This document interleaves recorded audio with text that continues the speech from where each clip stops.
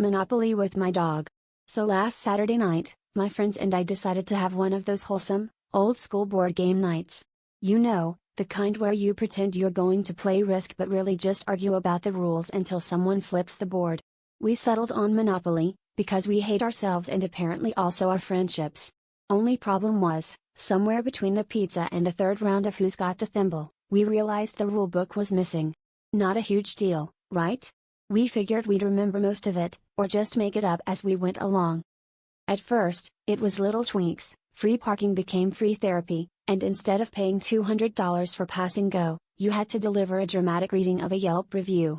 But things started to spiral when my friend Jake, who's always suspiciously eager to be the banker, suggested that instead of buying properties with fake money, you had to barter something real. Suddenly, I'm trading my last slice of pepperoni pizza for Baltic Avenue, and someone's offering up their Netflix password for a shot at Marvin Gardens.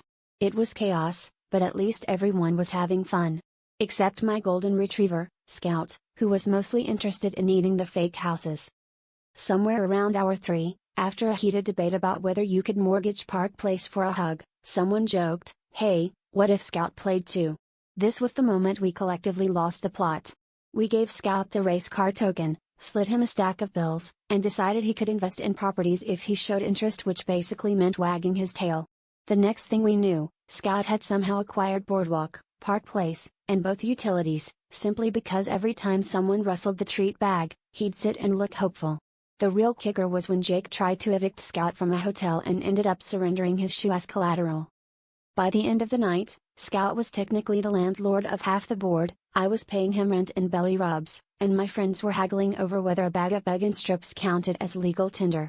Looking at the board, I realized two things: 1, we had absolutely no idea how to play Monopoly anymore, and 2, I'd just spent 4 hours negotiating real estate with a dog.